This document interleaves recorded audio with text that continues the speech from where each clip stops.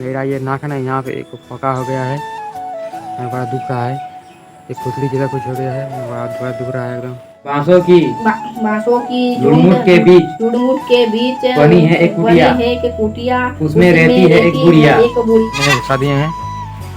तो दोस्तों अभी मैं यहाँ पे सहारा डाल और मिट्टी दे रहे हैं, मतलब स्कूल के पास खड़े हैं। हेलो दोस्तों, स्वागत है आप लोग हमारे और एक न्यू ब्लॉग में। तो अभी मैं जाने वाला हूँ चूल कटाने के लिए। बहुत बड़ा हो गया है चूल, सब जाएंगे चूल कटाएंगे। अब मैंने साइकिल को भी बाहर निकल के रखे हैं। ये रहा मेरा साइकिल, यहाँ पे खड़ा रखे हैं। साइकिल के पीछे वाला टायर मेरा हवा कम है तो उसमें हवा भी दे लेंगे।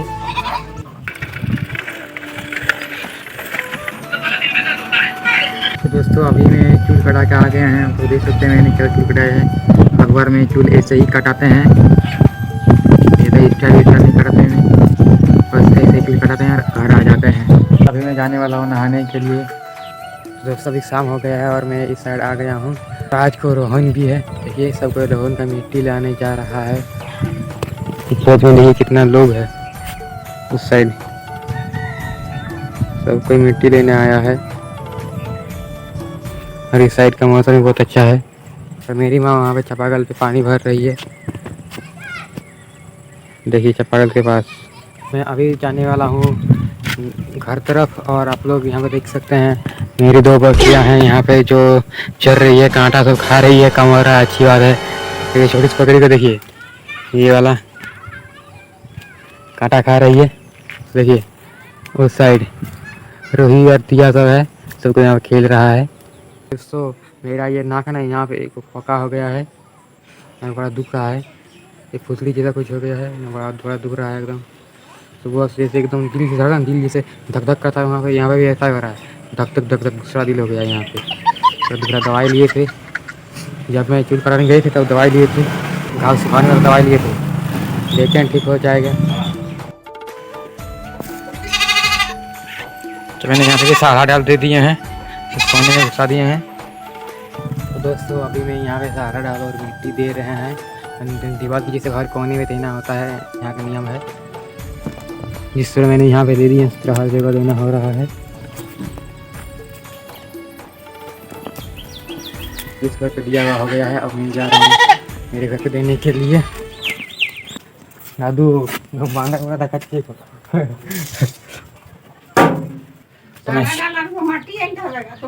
तो मैं छत पे दे देते हैं।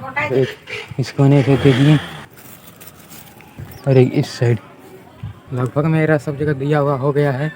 तो अभी मैं इस खांची को लौटा देता हूँ मेरे मामा से, उनको दे देते हैं। दोस्तों मैं और नानी अभी जा रहे हैं बैंक पैसा उठाने के लिए। चल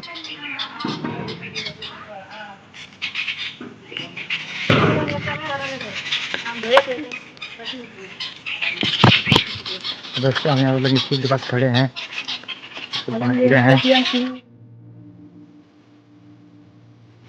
दोस्तों आप लोग देख सकते हैं ये हमारा गांव घर का बैंक रहता है, ये भी इनका घर है, कहीं पैसा भी दे देता है।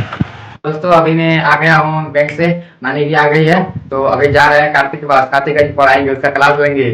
चलते हैं सर। आप गाँव के पूरब बांसों की झुरमुट के बीच बनी है एक कुटिया, उसमें रहती है एक बुढ़िया। वो विधवा है, निपूती है।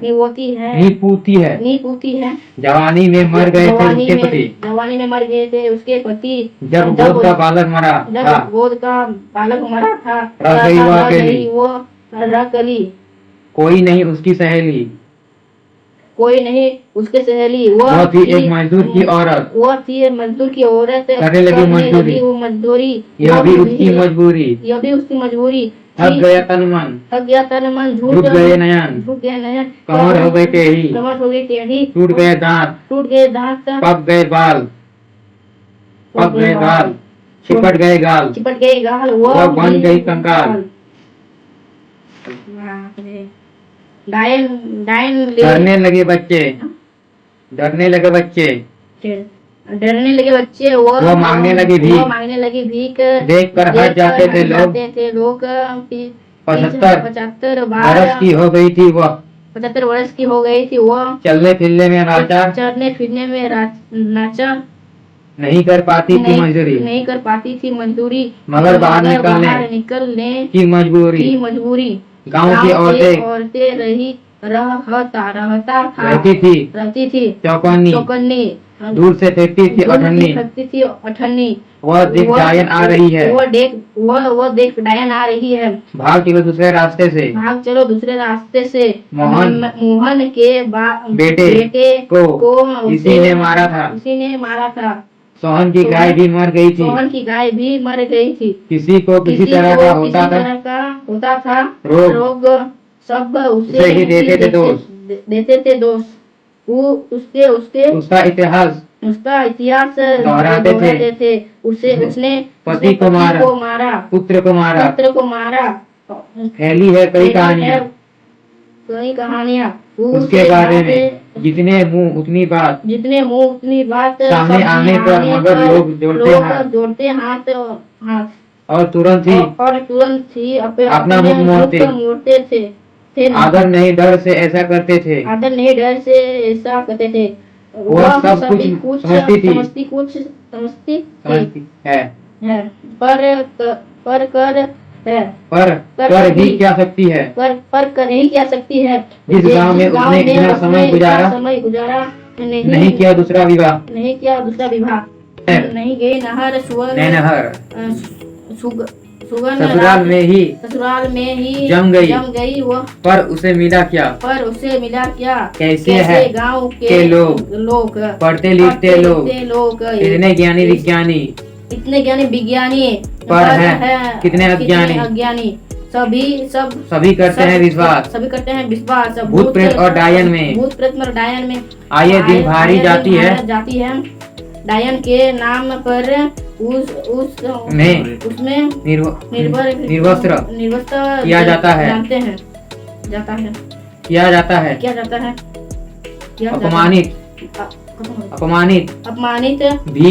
अपमानित कभी आग में जिंदा जलाया जाता है।